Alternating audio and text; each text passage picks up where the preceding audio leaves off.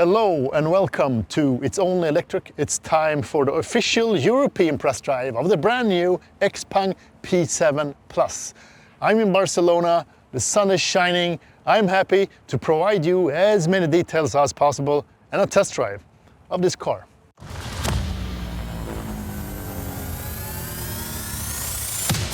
It's only electric. The P7 Plus is slightly bigger than its predecessor P7. It's measuring 507 centimeters in total length with a wheelbase of 3 meters. Curb weight for this specific car is just below 2.1 tons. It's assembled or built in Magna Steyr factory in Austria, Graz. So that's a good thing, produced in EU. Which probably or hopefully will keep down the price level. We will talk about the price later on in this video. All the long-range versions here in Europe do have the same battery pack. LFP pack, as usual when it comes to XPeng, with a gross capacity of 75 or 74.9 kilowatt-hours and a net capacity of 74.73 kilowatt-hours. It comes in two different versions. This one, the rear-wheel drive version, is the entry-level car, and that's the first one that takes deliveries in April this year. The all-wheel drive version comes later. This one does have a motor at the rear, a permanent magnet motor, putting out 313 horsepower, 230 kilowatts, or 450 newton-meters of torque. It does 0 to 100 in 6.2 seconds. The other car, the all-wheel drive version, does have two motors with a combined output of 503 horsepower, 370 kilowatts, or 720 newton-meters of torque. That one does 0 to 100 in 4.3 seconds and does have a WLTP range of 500 kilometers compared to the 530 kilometers for the rear-wheel drive version. So, of course, you get slightly more range with the exact same battery setup with the rear-wheel drive version. This video is sponsored by D. D stands for Reliable, Accessible and Affordable Charging Products and Accessories. One of my favorite products is this portable high-power charger with up to 11 kilowatts of output. It's the perfect charger for versatility, since you can mount it with the included wall mount or bring it with you when traveling. It's plug and play, and you adjust the current directly at the charger from 6 up to 16 amps. It's CE certified and supports both 1 and 3-phase charging. You can also set a timer for delayed start if you want to optimize the charging according to your needs. For more settings like a charging schedule, you can use the app for controlling the charger over Wi-Fi. Every EV owner needs a portable charger, so use the affiliate link in the description or scan the QR code to get your discount today. This is a slippery car, and to be able to get as much range as possible from this LFP battery pack, they have worked a lot on the air resistance. So the CD value is 0.21, so it's among the best on the market. As you see here, a very sloping hood, sporty looking design here with a daylight running light crossing the whole front, a bit angled here. I like the looks of it, but this is more or less the traditional look of EVs today. Closed front, of course, with a big XPeng logo in the same body color as the car. Front facing camera for the 360 view. You see this dark black area, the piano finish here. That's two active air vents. It's flaps, they open up when the car needs some fresh air. The actual headlight units is placed here, down below. So you have this traditional XPeng split front light design with some air vents or airflow directors here at the sides, very small, but they are open and goes into the wheel arches. As usual, XPeng does not come with any frunk, so totally closed area here. The only thing you can do is fill up the washer fluid. Running on the standard 20-inch rims, 255/45 Michelin Pilot Sport EV tires all around, so non-staggered setup. When it comes to charging, the charge port is manual and it's placed on the right rear fender. It's a good placing if you ask me. 800 volt system for both versions since they have the same battery pack. A top speed of 446 kilowatts, 10 to 80% in 12 minutes. That's among the best or the fastest charging cars in Europe currently. We're gonna test that, not exactly 10 to 80%, but I am going to do a charge test in this video, so stay tuned for that. When it comes to home charging, AC charging, 3-phase support, 11 kilowatts. Kind of a iconic rear design here with that dual layer ducktail. Reminds me a bit of the Ioniq 6 from Hyundai. On top you have this black details and the ducktail with a integrated brake light. Underneath that, another piano finished part with the integrated backup camera, the big XPeng logo, and also here the signature lights and the light bar crossing the whole rear end of the car. Powered liftgate with a boot capacity of 573 liters. This is a really big and practical boot. Underneath here you have additional storage, actually a lot of storage for cables, bags, etc.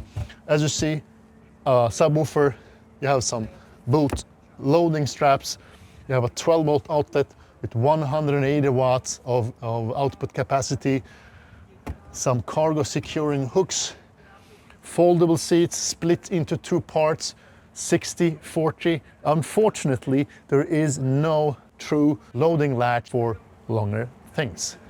So it's time to check out the interior and the back seat of the P7 Plus. I'm not gonna slam the door, I'm gonna slam the door. Frameless doors, sound may not be the best.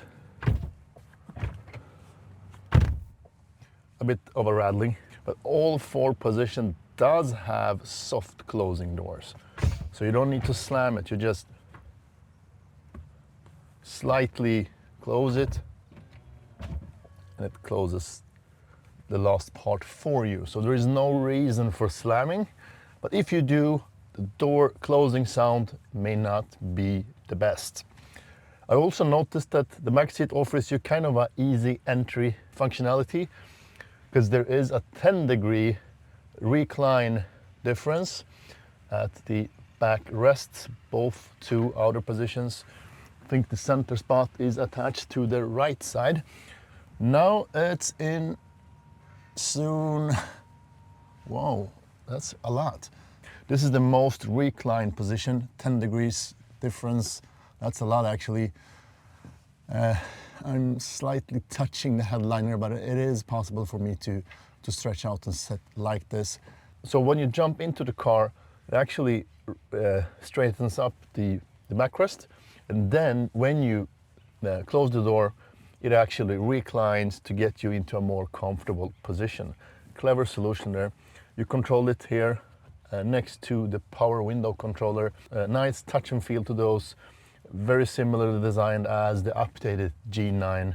Ambient lighting, as you see, powerful ambient lighting, soft touch materials.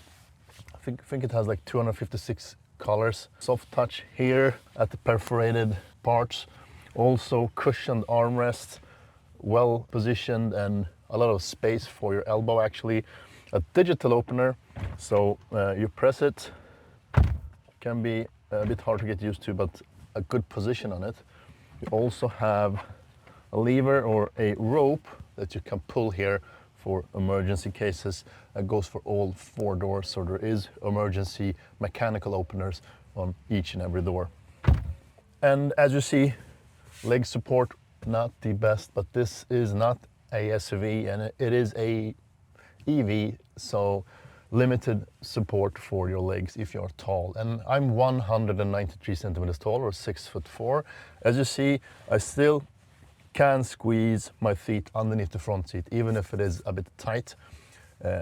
Leg room, plenty actually, not even close to touching the backrest. Seat-wise, well cushioned. There's kind of a cold memory foam, so it gives you a good support. and a nice feel. It's fairly wide here at the back, so you can travel 3 grown-ups. And as you see, also in its straightest position, slightly more headroom than I showed you in the reclined position, almost a fist. So as soon as you get up to the panoramic glass roof, that's standard and included, by the way. There is no sunshade, but it is very tinted. It does have filtering included, of course. You also have a very extremely sturdy table. I actually came here with a airplane, and I must say that the tray in this car is more stable than the tray on airplanes. This is impressive. Good looking tray, perfect for like sitting with a laptop, working, or just eating a snack. It's a nice addition to the comfiness in the car. Another very obvious thing is the mid console here. You have one USB-A port underneath the 2 air vents, so there's no ventilations in the B pillars. On top of those ventilations, there is a 8-inch control screen. And this is where things start to happen. First off, you have a 3rd climate zone here at the back. You can control the climates or the temperature here, also the amount of air it pushes to the back seats. Both other positions does have ventilation and heating controlled here at the screen. Also, massage. All this included. So ventilation, heating, and massage. And this is not any like air cushion massage. This is a good one. I'm gonna activate it with a high intensity. There is a different couple of programs: release stress, physical recovery, waist massage, etc. This is like the massage kind of technology you get in premium cars at the front. In this case, you also have it at the back. You also have an armrest, of course. In this kind of a premium back seat, you need that. You have a tray for a phone or a tablet. You can squeeze it in and watch movies, etc. Here you have 2 adaptive cup holders. Very soft, well cushioned armrest here. Good position, it's not too high, so a relaxed seating position here. Unfortunately, as I mentioned, there is no true loading latch here. That's unfortunate. I did not mention that you can equip this car with a tow hitch, and it has a tow capacity of 1.5 ton. Here at the front, cushioned leatherette feel, the whole way on top of the dashboard, multi-layer. In this case, manual air ventilations, but very sleekly integrated into the dashboard. And by the way, the P7 Plus comes all-inclusive, at least in the Scandinavian countries, which means that you get all the equipment you see here. Nappa leather seats, ventilated, heated, with massage, as in the back. A bit to the more comfortable side. Don't expect them to be sporty. Adjustment-wise, powered seats at both positions. Of course, you have a 4-axis lumbar support on driver's side. There is kind of a lack when it comes to supportiveness at the back. You don't have this side bolsters. They are there, but they are very, let me say it like this, it's more comfort seats. Same goes for the sitting position, the same kind of cold foam, memory foam. I have 2 complaints about the seats. First one is they are a bit to the shorter side, which means that tall people like me will lack some thigh support. But I think if you are like 180 or up to 185, that will probably be fine. So no extendable thigh support, and the angle is not steep enough for me. So now it's in its most steepest setting. Still want it to be a bit more angled for my taste. Other than that, adjustable headrest height-wise, cushioned, nice position of it, nothing to complain about. It's a good setup. A big change is the screen layout. You still have a 15.6-inch beautiful central media screen, of course.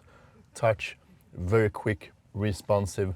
I love the system and the menus getting better every time. For instance, you now have this bar at the bottom, even when you run Apple CarPlay or Android Auto, you still have this customizable control panel, which means that it integrates more seamlessly into the car's system. It's companioned by a small instrument cluster of 8-inch. Looks like it is kind of an AMOLED or OLED screen because it's so bright, it's so black, and it doesn't get like reflective or disturbed by direct sunlight. So you don't need to have a cap on it. It's perfectly placed. It's small, it gives you limited information compared to a bigger instrument cluster. The good thing though, or maybe one of the best updates yet, it has a really colorful, big HD head-up display. This is one of the best additions, as I just mentioned. The information you lack on the instrument cluster is actually added to the HUD instead.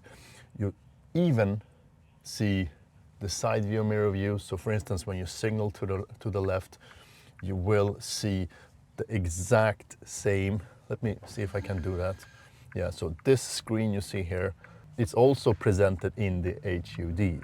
So you see the side view mirror view, the camera view, the live feed of the camera on the screen. Set it to reverse, yeah. So this amazing high resolution camera view is also seen on top of the dash. When I navigate with Android Auto, I don't see the navigation on the screen yet. Hopefully that is a upcoming feature. It works best with the native or built-in navigation actually.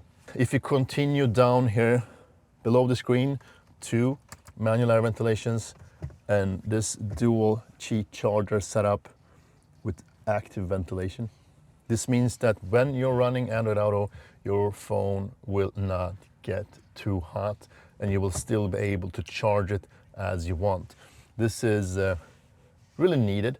There is some cars, some brands that don't have active ventilation, which means that when you're running wireless Android Auto or wireless Apple CarPlay, your phone will get overheated and can turn off. That will not be the case here. Underneath that, 2 adaptive cup holders. Nice touch and feel, aluminum inlays here. Plenty of storage in the compartment here. There's no lighting in that area. You also have another storage compartment underneath this dashboard. 2 USB ports, 1 USB-A, 1 USB-C, and one 12-volt outlet. Another nice add-on or addition is the glove box. The glove box has re-entered into the cabin. You open it from the screen. As you see here, plenty of storage. What I feel though is that I sit fairly high, so the seat does not go that deep down to the floor. So the driving position, if you're tall, you will end up having your vision fairly close to the headliner. It is not disturbing, but it's something you will notice at least the first time you drive the car. Another thing worth mentioning is the rear view mirror. It's not only a mirror, it's also an active display connected to the rear facing camera. As you see now, it's active. I have a hard time adjusting my eyes to this kind of digital views, but it works really good. It's crisp, works good at dark driving. You get kind of a better image than during daytime. If you don't want the screen, you can just turn that off and use a regular rear view mirror. The rear view is fairly limited due to the car's really sloping shape. There is a narrow window backwards. So this gives you a lot better angle and panoramic view actually. It does have a premium sound system that consists of 20 speakers, including 2 speakers inside the headrest. It gives you a good sound image. It's crisp, it does have some bass. It's to the warmer side, I would say. It is not on par with the best premium systems available out there, but it's still good.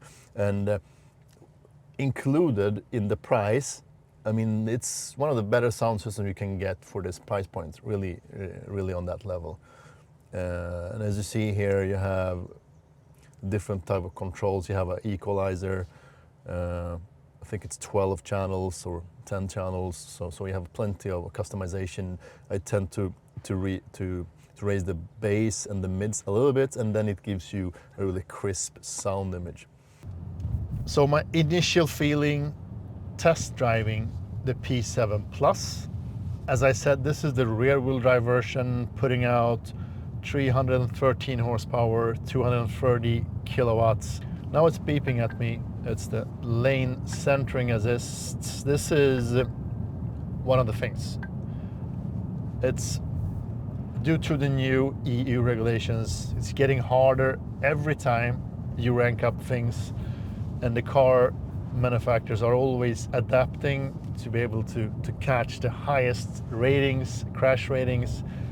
So the software is changing, and this is one of those times when they recently pushed a new update and it beeps a bit more than I'm used to. So there is things you need to switch off. One thing that's nice though is that a lot of the warnings actually pops up as a message on the screen, and you can turn it off directly by pressing that message. That's a good thing. Kind of a contextual design. I like that. The P7 as such, the P7 Plus, it's a new car. It's not the same as the old P7. A lot have happened since then, and one thing that's really obvious is the work they have done, the time they have put into the comfort and the cabin noise level. I mean, here in Spain, the roads are very silent. The asphalt is really smooth compared to the ones we have in Scandinavia or Sweden. So that's one thing, but it is a silent car. And I can feel that the soundproofing is really worked on here. It is using ANC, so active noise cancelling. That's also helping keeping the noise level down. I can feel that it's so silent. It will be really interesting to test this on Swedish roads actually and see if it can stay as silent as here. But it's impressive. XPeng as a brand usually does suspension to the softer side, which means that they have comfort in mind. If you go for the G9 with air suspension, it's like riding on a cloud. The G6 also smooth. This one is the first car in the lineup that comes with DCC. So it actually has frequency dampers. So classical coil springs, but frequency dampers. So it adapts to the road conditions automatically. On top of that, you can also, with the different driver profiles, which I'm gonna walk through very soon, adjust the stiffness of the suspension. And I'm really glad to tell that you still have this really silk smooth ride quality when you want it, but at the same time, you can put it into sport mode and you get a lot more stiffened up and you lose the body roll. The car stays in a straight line, doesn't lean that much. You don't get seasick the same way when you push the car. So you can really get a two-faced car. It doesn't get super sporty. It's not in level with like a Tesla Model Y Performance or a Polestar 2, or for instance, it's not on that level, but it's a lot more supportive. So when it comes to the drive modes, we have Eco. As it sounds, it limits the power, it makes the acceleration curve less responsive, slower, picks up the pace, and then you have comfort, sport, individual. What do we have more? We have snow and wet. That's more specific drive modes. But I think we should focus on individual here. Okay, so in the sub-menu, the car menu, sub-menu drive, you have all the drive mode settings. First off, you have the different drive modes: Eco, Comfort, Sport, Individual. I have set it to Individual, and this is where you pick your choices here and what you like actually. The first one is the power response, the actual power output on the rear wheels. Eco, Comfort, Sport. And this is a big difference because when flooring it in Eco, kind of takes almost 1 second of a delay before it gives you some power on the rear axle. It picks up the power slower. In Comfort, it's a bit more linear, a bit quicker in the response. And over to Sport, it's a lot more direct. It's still kind of a delay, but it's the most aggressive mode and more than enough, plenty of power. After that you have power steering, light This is more kind of a, I would call it a city setting. You probably want to have this while city driving because it's really, really effortless, but not that precise. In normal, it's still a bit too soft for my taste, so I drive it on heavy. Gets more precise, more direct, a bit more torque to the steering wheel. Then you have the brake pedal feel. I haven't touched it actually, but that's the sensitivity of the friction brakes. And to the most important new setting here is the suspension. You have comfort, standard, and sport. In comfort, as I mentioned earlier, it's a bit more swampy. I have cars behind me wondering what I'm doing now.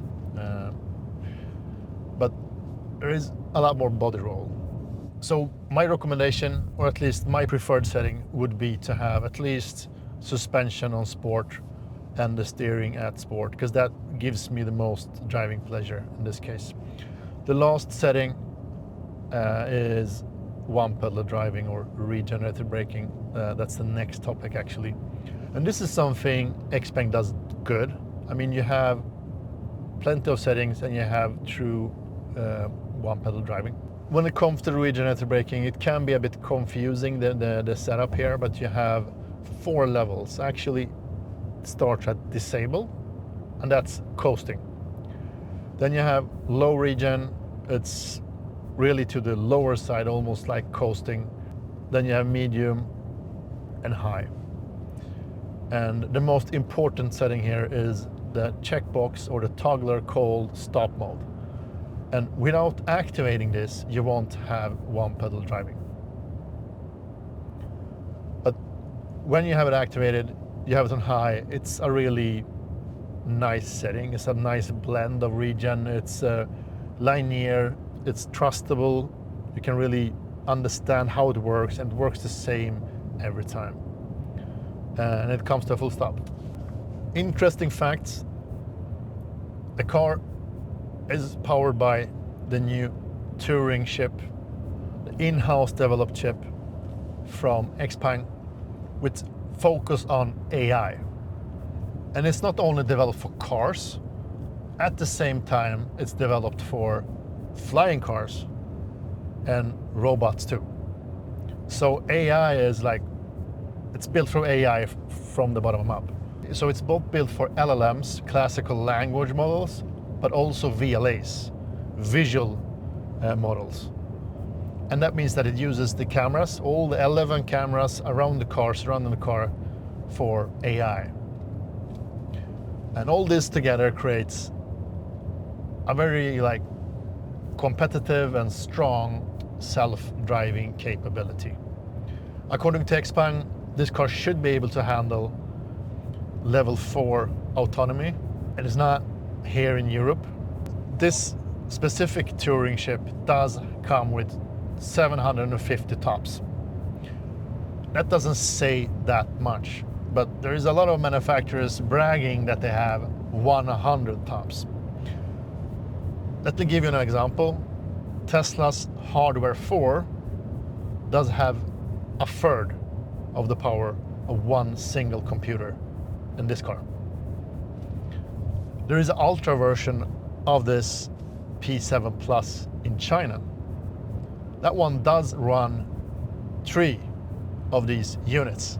So over 2,000 tops in one car. That's not a car anymore. It's a driving, rolling AI. That's how much power, computer power you have. To activate the driver aid systems, you double tap, as usual, the right lever or the stalk to the right, double tap it, it activates the self-driving system. It works fine, it's smooth, it keeps you in the lane. Recently I actually tested out the Kia EV5. I don't want to talk bad about the car, but this one stays so much more centered, it stays so much more planted to the center of the lane. It doesn't do this snaking, which can be pretty annoying. You of course also have the auto lane change and the reactivation of the lane change. You also have the auto park functionality. It's included. So it's as everything else, it comes like fully spec'd from the beginning, and that's a really nice take. You don't need to like figure out what to equip the car with. It's all inclusive. So on highway, I think this is a good working system. One thing to keep in mind is that all the information from the instrument cluster, it's very small now, it's crisp, it's probably kind of an AMOLED or OLED screen because it works really good with its brightness, even when under direct sunlight. The information from the instrument cluster has moved up to the head-up display. The head-up display is really amazing. It's big, it's crisp, it's detailed, it's very colorful, you get a lot of information. And you guys that has watched my earlier videos, you probably know that I have complained about the missing head-up displays on the G9 and G6. The steering wheel, I didn't mention it earlier, but it uses the same updated steering wheel as I get in the G6 and the G9. To the left you have the driver aid controls and voice control. So you increase or decrease the speed with the wheel here, the rocker, and you adjust the distance to the cars in front of you with these two arrows, left and right. Underneath that you have a star. I think that is a customizable button. Yes, if you long press it, you will get options for customizing it. You can deactivate or activate such a certain. You can deactivate or activate some features with that star. To the right, you have the media controls, volume toggler. You have skip and reverse song, and you have a mute button. So all physical buttons, no haptic touch, very easy to operate, and good placing just next to your thumbs. It's time for me to summarize my experience with the XPeng P7 Plus. Price-wise, it starts at 599,000 Swedish crowns or 50,000 euros. This is for the rear-wheel drive version with the big battery pack. So this means that everything is included. The only thing you can change is the exterior color. That's all. Even the tow hitch is included into the price. All the equipment, the massage seats, the cooling, the head-up display, the sound system, everything. The all-wheel drive version costs 649,000 Swedish crowns or 54,000 euros. So that's the only thing you need to consider. Pick your color and choose if you want to have all-wheel drive or rear-wheel drive. And power-wise, I would really recommend the rear-wheel drive version. If you really don't need four-wheel drive, I think that's a perfect choice because you have plenty of power, more than enough. The acceleration feels good, doesn't lose power in higher speeds. It's a good choice. So if you're after a smooth, sophisticated GT car with a lot of practical interior space and boot capacity, even the tow hitch, this may be your best choice in this segment, because I think the biggest competitors may be the Volkswagen ID.7 or the Audi e-tron A6 Sportback, I think it's called.